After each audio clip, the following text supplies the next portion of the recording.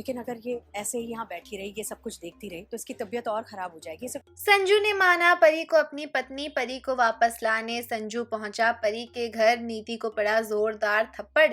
Colors TV के show Parineeti के upcoming episode में हमें ये देखने मिलेगा जैसा कि परी वापस आ चुकी है अपने घर को, जहां पर उसका ये कहना है कि वो संजू को अपना पति नहीं मानती और ना ही इस शादी को मानती है, जिसके चलते वो संजू के घर यानी कि ससुराल में नहीं रहेगी और वो अपने मायके यानी कि अपने घर वापस लौट जाती है। लेकिन यहाँ पर संजू अपनी पत्नी परी को वापस लेने उसके घर जा पहुंचा है, जहां पर जब परी शादी को नकारती है तो संजू ये कहता है कि परी के मानने ना मानने से सच्चाई नहीं बदलने वाली और संजू तो पार्वती यानी कि परी को अपनी पत्नी मानता है, इसलिए वो उसे यहाँ से लेकर ही जाएगा।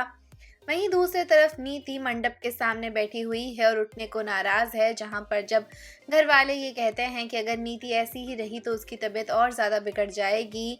यहाँ पर नीति उन्हें करारा जवाब देती है और ये कहती है कि जो कुछ भी बुरा उसके साथ आज हुआ है उससे बुरा उसके साथ और कुछ हो ही नहीं सकता। और यहाँ पर जब संजू की मां पर लालची होने का नीति आरोप लगाती है कि कैसे पार्वती यानी कि परी के बहकावे में आकर लालच में संजू और नीति की शादी तुड़वा कर परी और संजू की शादी करवा दी है संजू की मां ने, तो यहाँ पर गुस्से में आकर नीति को थप्पड़ मार देती है संजू की मां। वेल, क्या है आपका कहना, आप हमें ज़रूर बताएं और हमारे चैनल को सब्सक्राइब करना ना भूलें।